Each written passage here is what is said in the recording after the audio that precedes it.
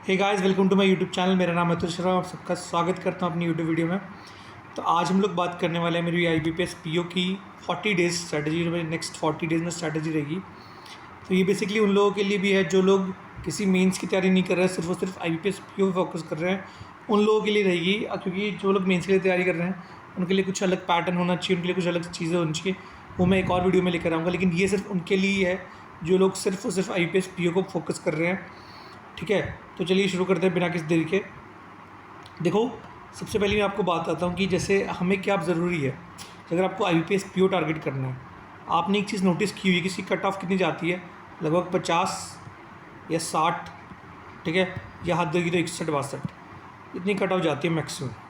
ठीक है, तो अगर मतलब आप 65 से ऊपर ले आते हो तो आप मतलब 500% आप सेफ़ हो, आप 500% सेफ़ हो। अब 65 तक पहुंचना मुश्किल भी है, एग्री मुश्किल है, बहुत मुश्किल है, लेकिन नामुमकिन नहीं है। अभी से अपना एक चीज़ पहचान लो कि आप में क्या वीकनेस है, आप में क्या स्ट्रेंथ है, और अपनी स्ट्रेंथ को और मजबूत बनाओ और अपनी वीकनेस को साथ साथ मजबूत बनाओ। कैसे? देखो, मान लेते हैं आपको अगर 70 मार्क्स स्कोर करने हैं, 3 सब्जेक्ट होते हैं जैसे क्वांट, इंग्लिश और रीजनिंग। सबसे पहला पॉइंट ये है कि सेट योर टारगेट्स, कि अपने टारगेट को सेट करो कि आपको किस में कहाँ तक पहुँचना है। जैसे मान लेते हैं ये 35 का, ये 30 का, ये 35 का है। तो देखो अब क्या है कि आपको मान लेते हैं, मैं अपनी बात करता हूँ। मान लेते हैं मेरा क्वांट बहुत अच्छा है, सबसे अच्छा मेरा क्वांट 3 सब्जेक्ट में, तो मैं इसमें टारगेट करता हूँ कि भैया 30 ला सकता हूँ। और बिल्कुल पॉसिबल है 30 लाना क्वांट में। मुश्किल होता है, पेपर लेंथी भी होता है, बट आप इतनी प्रैक्टिस कर लो कि आप 30 छोड़ो, आप 35 भी कर लो। आप 20 मिनट 35 भी कर रहे हो मॉक में, आप इतने मॉक लगाओ, आप इतनी प्रैक्टिस कर लो कि आराम से आपकी डिस्कशन हो जाए। ठीक है, उसके बाद आते हैं, मान लेते हैं इंग्लिश में आपके नंबर मैं मानता हूँ हद मार के 15 नंबर तो आ ही जाएंगे, है कि नहीं। 30 और 15 कितने होगा, 45, और 25 नंबर मानते हैं रीजनिंग में, एवरेज मार्क्स है। ठीक है, अब देखो ये हमारा टारगेट है, ये मैं सेट कर लिया कि ये टारगेट होना चाहिए। क्वांट में 30 मार्क्स, इंग्लिश में 15 मार्क्स और रीजनिंग में 25 मार्क्स। अब मॉक में भी यही होगा टारगेट हमारा। ठीक है, अब जो भी आप मॉक दोगे वो इसी टारगेट के साथ दोगे। अब मिनिमम टारगेट अचीव हो रहा है तो ठीक है, लेकिन ये सब्जेक्ट वाइज टारगेट ज़रूर अचीव होना चाहिए आपका। ठीक है, अब 70 आ रहे हैं कि नहीं आ रहे वो अलग चीज़ है, लेकिन आपको सब्जेक्ट वाइज टारगेट में अपने फोकस भी रखना है आपको, क्योंकि आपका जो सब्जेक्ट अच्छा है आप डेफिनेटली उसमें बहुत अच्छा कर सकते हो और उसमें ज़्यादा नंबर लेकर आ सकते हो। ठीक है, तो सबसे पहले टारगेट सेट कर लो कि आपको कितने मार्क्स चाहिए और उसी के अकॉर्डिंग लग जाओ प्री में। ठीक है, अब हाँ, कुछ कहें कि जो मॉक बहुत मुश्किल होता है, हाँ जो मॉक बहुत मुश्किल है उसमें आप परसेंटाइल देखो, आपने टारगेट लगा के रखो कि 95 परसेंटाइल से ऊपर लेकर आना है, 95 परसेंटाइल लेकर ही आना है। ठीक है, सेकंड पॉइंट है वर्क ऑन योर बेसिक्स। देखो अभी टाइम है, आपने बेसिक्स पर काम कर सकते हो। अब एक महीने से ऊपर ही बाकी है टाइम, तो अगर आप अभी अपने बेसिक्स पे काम करोगे तो आप इजीली उसको निकाल ले जाओगे।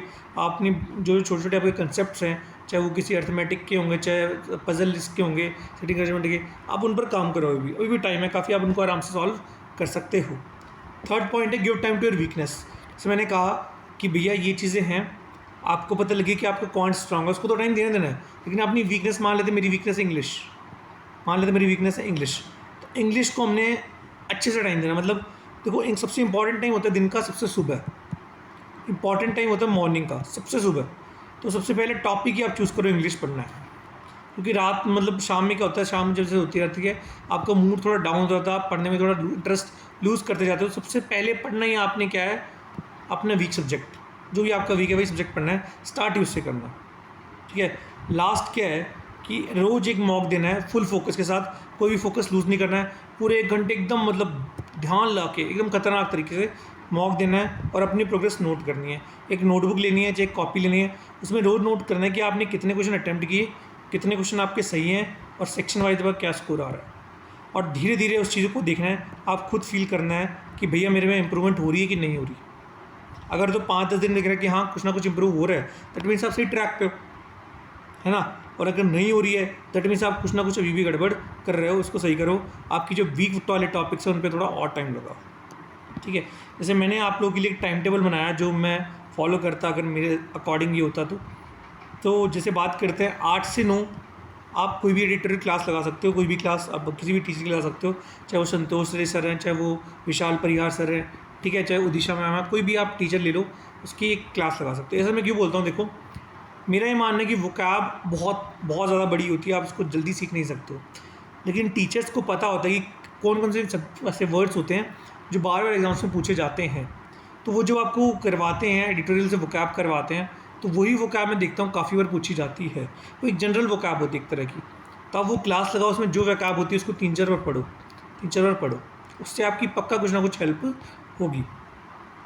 उसके बाद कोई भी एक टॉपिक पकड़ो आधे घंटे ग्रामर का, उसके प्रैक्टिस करो, मतलब पढ़ो उसको, सॉरी प्रैक्टिस करो, उसको पढ़ो, उसके अच्छे से सारे रूल्स पढ़ो। जैसे अगर आपने नाउन पकड़ लिया, नाउन को आधे घंटे तक सारे रूल्स पढ़ लो नाउन के, ठीक है। और फिर अगले आधे घंटे में या तो आप उस टॉपिक की प्रैक्टिस कर सकते हो, या आप कोई भी 2 ग्रामर के क्विज़ कर लो, कोई भी 2 ग्रामर के क्विज़ कर लो, प्लस 2 कंप्रीहेंशन लगा लो।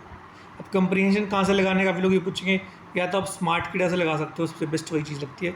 स्मार्ट कीड़ा टेक्स्ट बुक किसी से भी लगा सकते हो, उनका एक प्रैक्टिस सेक्शन होता है, स्मार्ट कीड़ा में क्विज़ होते हैं, वहाँ सॉल्व कर सकते हो, सब चीज़ें आपको क्लियरली मिल जाएंगी। उसके बाद आप 20 मिनट का ब्रेक ले सकते हो और आप फिर मूव ऑन कर सकते हो मैथ्स पे। मैथ्स में आप देख सकते हो आपका सिंप्लीफिकेशन और स्पीड मैथ्स, आप 40 मिनट लगाओ, ठीक है। ये भी मैंने बताया हुआ स्मार्ट कीड़ा के क्विज़ होते हैं, स्मार्ट कीड़ा के क्विज़ है, उसमें आप लगा सकते हो, वो बहुत ही अच्छा है उसका ऑप्शन। उसके बाद आप कोई भी एक टॉपिक चूज़ कर, जैसे मैंने चूज़ कर लिया परसेंटेज, प्रॉफिट लॉस रेशियो, कुछ भी चूज़ कर लिया, एक टॉपिक पकड़ो और उसको 1 घंटे तक उसके क्वेश्चन सॉल्व करो, चाहे मतलब मिनिमम 30 क्वेश्चन उसके सॉल्व करो, मिनिमम 30 क्वेश्चन सॉल्व करो उसके। और फिर उसके बाद आधा घंटा आप कोई भी 4-5 DI लगा लो, हो जाएगा, ठीक है। 20 मिनट फिर से ब्रेक लो और फिर आपके 40 मिनट कोई भी एक टॉपिक लो मिसलेनियस रीजनिंग का, चाहे वो आपका हो गया क्या कहते हैं स्लॉग्स हो गया, चाहे आपका वो हो गया इनइक्वालिटीज़ हो गया, कुछ भी लो और 40 मिनट उसकी प्रैक्टिस करो। और उसके बाद आपका 1 घंटा मैंने डाला हुआ है लंच वगैरह के लिए, और फिर आप 1.5 घंटा लगभग पजल और मिसलेनियस सिटिंग अरेंजमेंट लगाओ, ठीक है। उसके बाद ये आप 1 आवर ऑफ GK आप कभी भी लगा सकते हो, चाहे सुबह 7 बजे लगा सकते हो, चाहे फिर शाम को लगा सकते हो 5-6 बजे, कभी भी लगा सकते हो, और 1 घंटा आपको मॉक के लिए निकालना है।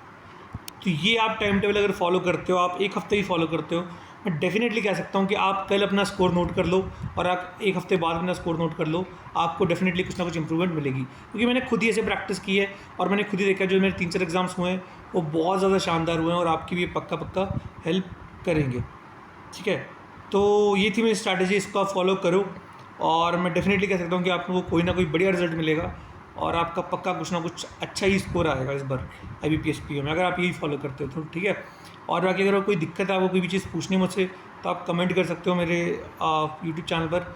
और आज की वीडियो के लिए इतना ही काफ़ी है, फिर मिलेंगे अगली वीडियो में, तब तक के लिए बाय।